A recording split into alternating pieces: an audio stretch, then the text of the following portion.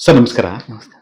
Sir criminal ಪ್ರಕರಣಗಳಲ್ಲಿ ಎಷ್ಟೋ ಕೇಸ್‌ಗಳು ಯಾವುದೋ ಕಾರಣಕ್ಕೂ ಖುಲಾಸೆ ಆಗ್ಬಿಡುತ್ತೆ. ಅಂದ್ರೆ ಅನ್ಯಾಯಕ್ಕೊಳಗಾದಂತವ್ರಿಗೆ ನ್ಯಾಯನೇ ಸಿಕ್ಕಿರೋದಿಲ್ಲ.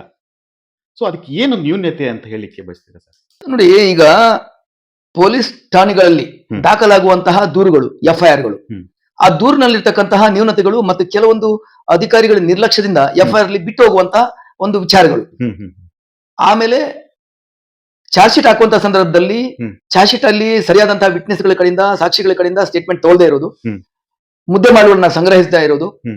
ಆ ಘಟನೆಗೆ ಸಂಬಂಧಪಟ್ಟಂತಹ ವಿಚಾರಗಳೆಲ್ಲವನ್ನು ಹ್ಮ್. ಚಾರ್ಜ್ ಶೀಟ್ ಅಲ್ಲಿ ಸ್ಟೇಟ್ಮೆಂಟ್ ತಗೊಳ್ಳದೇ ಇರುವಂತದ್ದು, ಹ್ಮ್. ಇವೆಲ್ಲ ನ್ಯೂನತೆಗಳಾಗ್ತದೆ. ಅದು ಪೊಲೀಸ್ ಠಾಣೆಯಲ್ಲಿರ್ತಕ್ಕಂತಹ ಪೊಲೀಸ್ ಅಧಿಕಾರಿಗಳ ನಿರ್ಲಕ್ಷ್ಯಕ್ಕೆ ಕಾರಣ ಆಗ್ತದೆ. ಸರಿ. ಇನ್ನೊಂದೇನು ಅಂದ್ರೆ, ಚಾರ್ಜ್ ಶೀಟ್ ಎಲ್ಲ ಹಾಕಿದ ಮೇಲೆ ಕೋರ್ಟಿಗೆ ಬರ್ತದೆ, ನ್ಯಾಯಾಲಯಕ್ಕೆ ಬಂದಾಗ Yes, ಕಡತ, sir. Yes. ಆಗ ವಿಚಾರಣೆ ಮಾಡುವಂತ ಸಂದರ್ಭದಲ್ಲಿ ಸಾಕ್ಷಿಗಳ ಕೊರತೆಯಿಂದ ಹ್ಮ್ ಹ್ಮ್ ಸಾಕ್ಷಿಗಳು ಘಟನೆಯ ಸಂದರ್ಭದಲ್ಲಿ ಇರ್ತಾರೆ. ಹ್ಮ್. ಆಮೇಲೆ ಕೋರ್ಟಿಗೆ ಬರುವ ಸಂದರ್ಭದಲ್ಲಿ 2 ವರ್ಷ, 3 ವರ್ಷ, 4 ವರ್ಷ ಆಗೋಗುತ್ತೆ. ಆಗುತ್ತೆ. ಅಷ್ಟೊತ್ತಿಗೆ ಆ ಒಂದು ಸಾಕ್ಷಿಗಳು ಆ ಜಾಗದಲ್ಲಿ ಇಲ್ಲದೆ ಹ್ಮ್. ಬೇರೆ ಕಡೆ ಟ್ರಾನ್ಸ್ಫರ್ ಆಗಿರ್ಬೋದು, ಅಥವಾ ಉದ್ಯೋಗದ ವಿಚಾರದಲ್ಲಿ ಆಚೆ ಹೋಗಿರ್ಬೋದು, ಹ್ಮ್. ಏನು ತಮ್ಮ ಉದರ ನಿಮಿತ್ತವಾಗಿ ಹ್ಮ್. ಪೋಷಣೆಗಾಗಿ ಬೇರೆ ಕಡೆ ಕೆಲಸಕ್ಕೆ ಹೋಗುವಂತ ಸಂದರ್ಭದಲ್ಲಿ ಮನೆ ಅಡ್ರೆಸ್ ಚೇಂಜ್ ಮಾಡಿ ಆ ಸಂದರ್ಭದಲ್ಲಿ ಮನೆನೇ ಸಿಗುದಿಲ್ಲ. ಅವಾಗ ಪೊಲೀಸರು ಏನ್ ಮಾಡ್ತಾರೆ, ಕೈ ಚೆಲ್ಲಬೇಕಾಗ್ತದೆ. ಹಾ ಹಾ ನಮಗೆ ಈ ಸಾಕ್ಷಿಗಳು ಸಿಗ್ತಾ ಇಲ್ಲ, ಎಲ್ಲೋ ಇದು ಎಲ್ಲಿದ್ದಾರೆ ಗೊತ್ತಾಗ್ತಾ ಇಲ್ಲ. ಗೊತ್ತಾಗ್ತಾ ಇಲ್ಲ. ಅಂತ ಸಂದರ್ಭಗಳಲ್ಲಿ ಸಾಕ್ಷ್ಯಗಳ ಕೊರತೆಯಿಂದ ಹ್ಮ್. ಖುಲಾಸೆ ಆಗುವಂತದ್ದು ಕಂಡು ಬರ್ತದೆ. ಓಕೆ. ಒಂದು. ಇದ್ರ ಜೊತೆ ಹ್ಮ್. ಈ ಏನು ಸರ್ಕಾರಿ ವಕೀಲರಾಗಿರ್ತಾರೆ, ಹ್ಮ್. ಅವರು ಇರುವಂತಹ ಏನು ಯಾರು ಸಾಕ್ಷಿ ಹೇಳಕ್ ಬಂದಿರ್ತಾರೆ ಅವರನ್ನ ಹ್ಮ್. ಅವರ ಘಟನೆಯ ಬಗ್ಗೆ ವಿವರಿಸಬೇಕು. ಹ್ಮ್. ಯಾಕಂದ್ರೆ 2-3 ವರ್ಷ, 4-5 ವರ್ಷದ ಹಿಂದೆ ನಡೆದಿರ್ತಕ್ಕಂಥ ಮರ್ತ್ಬಿಟ್ಟಿರ್ತಾರೆ. ಹ್ಮ್. ಘಟನೆಯನ್ನ ಇವರು ಮರ್ತೋಗಿರ್ತಾರೆ ಸಾಕ್ಷಿಗಳು. ಓಕೆ. ಇವರು ಸರ್ಕಾರಿ ವಕೀಲರಾಗಿರ್ತಕ್ಕಂಥವ್ರು ಏನ್ ಮಾಡ್ಬೇಕು, ತಮ್ಮ ಪೂರ್ತಿ ಕಡತವನ್ನು ಓದಿಕೊಂಡು ಹಾ. ಆ ಸಂಬಂಧಪಟ್ಟಂತ ಯಾರು ಸಾಕ್ಷಿ ಬಂದಿರ್ತಾರೆ, ಹಾ. ದೂರದಾರ ಆಗಿರ್ಬೋದು, ಘಟನೆಯ ಪ್ರತ್ಯಕ್ಷ ಸಾಕ್ಷಿ ಆಗಿರ್ಬೋದು, ಮಾಜರ್ ಸಾಕ್ಷಿ ಆಗಿರ್ಬೋದು, ಹೌದು. ಏನು ಆ ಸಾಕ್ಷಿಗಳಿದ್ದಾರೆ ಅವ್ರಿಗೆ, ನೋಡಪ್ಪ ನಿನ್ನ ರೋಲ್ ಇದು, ಹ್ಮ್. ನೀನು ದೂರದಾರ, ಇಂತ ಸಂದರ್ಭದಲ್ಲಿ ನೀನ್ ಈ ತರ ದೂರು ಕೊಟ್ಟಿದ್ಯಾ, ಹ್ಮ್. ಆ ದೂರಲ್ಲಿ ಈ ರೀತಿ ಎಲ್ಲ ಇದೆ, ಹ್ಮ್. ಘಟನೆಯ ಸ್ಥಳ, ಘಟನೆಯ ಜಾಗ, ಹ್ಮ್. ಆಮೇಲೆ ಘಟನೆಯಾದಂತಹ ಒಂದು ಸಮಯ, ಸಮಯ. ಯಾವ ದಿನಾಂಕದಂದು, ಯಾರಿಂದ ಏನಾಯ್ತು, ಎತ್ತಾಯ್ತು, ಹೆಂಗೆ ಅನ್ನೋದು ವಿವರವಾಗಿ ಆ ದೂರಲ್ಲಿ ಓದಿಕೊಂಡು ಅವರು ಆ ಸಾಕ್ಷಿಗೆ ಹೇಳಬೇಕಾಗ್ತದೆ. ಓಕೆ. ಮತ್ತೆ ಪ್ರತ್ಯಕ್ಷ ಸಾಕ್ಷಿಯಾಗಿದ್ರೆ ಅಥವಾ ಮಹಾಜರ ಸಾಕ್ಷಿಯಾಗಿದ್ರೆ ಹ್ಮ್. ಅವ್ರಿಗೂ ಸಹ ಇವರು ಓದಿಕೊಂಡು, ನೋಡಿ ಇಂತ ವಿಚಾರವನ್ನ ನೀವು ಹೇಳಬೇಕು ಹ್ಮ್. ಅಂತೇಳಿ ಸೌಜನ್ಯದಿಂದ ಅವ್ರು ಕೂರಿಸಿ ಹೇಳ್ಬೇಕು, Okay. ಹೇಳಿಕೊಡ್ಬೇಕು. ಹೇಳಿಕೊಟ್ಟ ಮೇಲೆ ಬಾಕ್ಸ್ ಅಲ್ಲಿ ನಿಂತ್ಕೊಂಡಾಗ ಹ್ಮ್. ಅವರು ಸ್ಪಷ್ಟವಾಗಿ ಚೆನ್ನಾಗಿ ಹೇಳೋಂಗೆ ಆಗ್ಬೇಕು, ನಿರ್ಭಯದಿಂದ. ಹ್ಮ್ ಹ್ಮ್ ಇವರು ಸರ್ಕಾರಿ ವಕೀಲರು ಏನ್ ಮಾಡ್ತಾರೆ, ಹ್ಮ್. ಅವರು ತಮ್ಮ ಕರ್ತವ್ಯ ಏನೋ ಕಾಟಾಚಾರಕ್ಕೆ ಮಾಡ್ತಾರೆ. ಕೆಲವರು, ಎಲ್ಲರೂ ಅಂತ ಹೇಳಿ, ಕೆಲವರು ಪ್ರಾಮಾಣಿಕವಾಗಿದ್ದಾರೆ. ಓಕೆ. ಪ್ರಾಮಾಣಿಕವಾಗಿರ್ತಕ್ಕಂಥ ಸರ್ಕಾರಿ ವಕೀಲರ ಬಗ್ಗೆ ನಾವು ಏನು ಆಕ್ಷೇಪ ಮಾಡ್ತಾ ಇಲ್ಲ. ಹ್ಮ್. ಕೆಲವರು ನಿರ್ಲಕ್ಷ್ಯವಾಗಿ ತೋರುವಂತಹ ಒಂದು ಸರ್ಕಾರಿ ವಕೀಲರು, ಹ್ಮ್. ಇವ್ರೇನ್ ಮಾಡ್ತಾರೆ, ಆರೋಪಿಗಳ ಕಡೆಯಿಂದ ಸ್ವಲ್ಪ ಶಾಮೀಲಾಗ್ತಾರೆ. ಹಾ. ಅಂತ ಘಟನೆಗಳು ಈಗ ಇತ್ತೀಚಿನ ದಿನಗಳಲ್ಲಿ ನಡೀತಾ ಇದಾವೆ. ಅದು ಪೇಪರ್ ಬಂದಿದೆ, ಲೋಕಾಯುಕ್ತರನ್ನು ರೇಡ್ ಮಾಡಿರತಕ್ಕಂಥದ್ದು ಸಹ ಓಕೆ. ಪೇಪರ್ ನೋಡ್ತಾ ಇದ್ರಿ. ಓಕೆ. ಸೊ ಆರೋಪಿ ಕಡೆಯಿಂದ ಶಾಮೀಲಾಗಿ ಸರ್ಕಾರಿ ವಕೀಲರು ದುಡ್ಡು ಇಸ್ಕೊಂಡ್ಬಿಟ್ಟು ಅವ್ರ ಕಡೆಯಿಂದ ಹ್ಮ್. ಸಾಕ್ಷಿಗಳಿಗೆ ಹೇಳ್ಕೊಡದೇ ಇರೋದು, ಸರ್. ಈ ಆರೋಪಿಗಳ ಕಡೆಯಿಂದ ಶಾಮೀಲಾಗುವಂತದ್ದು ಇಲ್ಲ ಹ್ಮ್. ನಡೆದು ಏನಾಗ್ತದೆ, ಹ್ಮ್. ದೂರುದಾರನಿಗೆ ತುಂಬಾ ಅನ್ಯಾಯ ಆಗ್ತದೆ. ಅನ್ಯಾಯ ಆಗುತ್ತೆ. ಅಂತ ಸಂದರ್ಭದಲ್ಲಿ ಹ್ಮ್. ನಿಜವಾಗ್ಲಿ ಹ್ಮ್.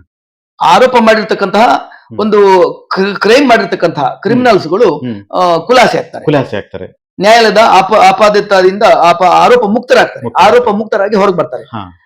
ಇನ್ನು ಕೆಲವು ಕೇಸ್ಗಳಲ್ಲಿ ಯಾವುದೇ ಪ್ರಕರಣಗಳಲ್ಲಿ ಭಾಗವಹಿಸಿದ್ರು ಹ್ಮ್ ಕೂಡ ಅಂತವ್ರಿಗೆ ಶಿಕ್ಷೆ ಆಗ್ತಾ ಇದೆ. ಹೌದು, ಹಾ. ಈಗ ಏನಾಗ್ತದೆ ಅಂದ್ರೆ, ಈಗ ಹಾ. ದುಡ್ಡು ಇರ್ತಕ್ಕಂಥವ್ರು, ಇನ್ಫ್ಲೂಯೆನ್ಸ್ ಇರ್ತಕ್ಕಂಥವ್ರು ಪೊಲೀಸರನ್ನ ಮತ್ತೆ ಗವರ್ಮೆಂಟ್ ಸರ್ಕಾರಿ ವಕೀಲರನ್ನ ಹಾ. ಅವರು ಇನ್ಫ್ಲೂಯೆನ್ಸ್ ಮಾಡಿಸ್ಕೊಂತಾರೆ, ದುಡ್ಡು ಕೊಟ್ಟು ಅವ್ರನ್ನ ಕೊಂಡ್ಕೊಂಡ್ಬಿಡ್ತಾರೆ. ಓಕೆ. ಬಟ್ ಕಾಮನ್ ಮ್ಯಾನ್ ಅಥವಾ ಒಂದು ಏನು ಅಮಾಯಕರು ಮತ್ತೆ ದುಡ್ಡು ಇಲ್ದೇ ಇರ್ತಕ್ಕಂಥವ್ರು, ಹಾ.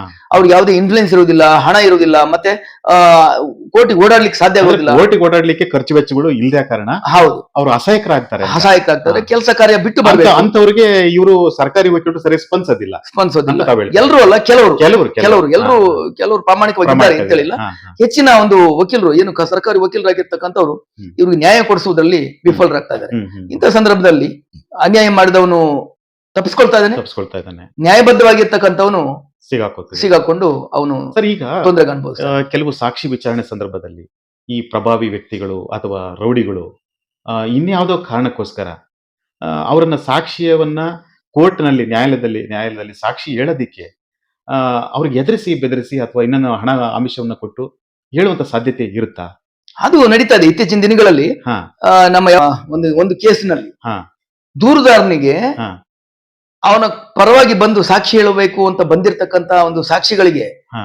ಆರೋಪಿಗಳ ಕಡೆಯವರು ದುಡ್ಡು ಕೊಡ್ತೀವಿ, ಅಲ್ಲಿ ಕೋರ್ಟ್ಗೆ ಹೋಗೋದು ಬೇಡ ಅಂತ ಹೇಳಿ ಅನ್ನೋ ರೀತಿನಲ್ಲಿ ಹಾ. ಇನ್ಫ್ಲೂಯೆನ್ಸ್ಗೆ ಒಳಗಾಗಿಸ್ತಾ ಇದ್ದಾರೆ. ಓಕೆ. ಸೊ ಆ ರೀತಿಯಲ್ಲಿ ಸಾಕ್ಷಿಗಳಿಗೆ ದುಡ್ಡು ಬರ್ತದೆ ಅನ್ನುವಾಗ ಕೆಲವರು, ಎಲ್ಲರೂ ಹೋಗೋದಿಲ್ಲ, ಹಾ. ದುಡ್ಡಿಗೆ ಆಮಿಷಕ್ಕೆ ಒಳಗಾಗಿ ಹ್ಮ್. ಕೋರ್ಟ್ಗೆ ಬರದೇ ಇರತಕ್ಕಂಥದ್ದು ಕೆಲವು ಘಟನೆಗಳಲ್ಲಿ ನಡೀತಾ ಇದೆ. ಹ್ಮ್. ಆ ರೀತಿಯಲ್ಲಿ ಕೇಸು ವೀಕ್ ಆಗುತ್ತೆ. ನಮ್ಮ ನೊಂದಿರ್ತಕ್ಕಂಥ ಎಷ್ಟೋ ಜನ ಇವತ್ತು ನಾಯಕರು ಇವತ್ತು ಜೈಲು ಶಿಕ್ಷೆನ ಅನುಭವಿಸ್ತಾ ಇದ್ದಾರೆ. ಪ್ರಭಾವಿ ವ್ಯಕ್ತಿಗಳು ಅಥವಾ ರೌಡಿಗಳು ಅಂತವರು ಸಾಕ್ಷಿಗಳನ್ನು ಎದುರಿಸಿಕೊಂಡು ಈ ಒಂದು ಶಿಕ್ಷೆಯಿಂದ ತಪ್ಪಿಸ್ಕೊಳ್ಳೋ ತಪ್ಪಿಸ್ಕೊಳ್ತಾ ಇದ್ದಾರೆ. ಸೊ ಇಂಥ ಒಂದು ವಿಚಾರದಲ್ಲಿ ನಮ್ಮ ಸಾರ್ವಜನಿಕರಿಗೆ ಒಂದಷ್ಟು ಸತ್ಯವಾದಂತಹ ಮಾತುಗಳನ್ನ ತಾವು ಹೇಳಿದ್ದಕ್ಕೆ ತುಂಬಾ ಧನ್ಯವಾದಗಳು ಸರ್. ನಮಸ್ಕಾರ.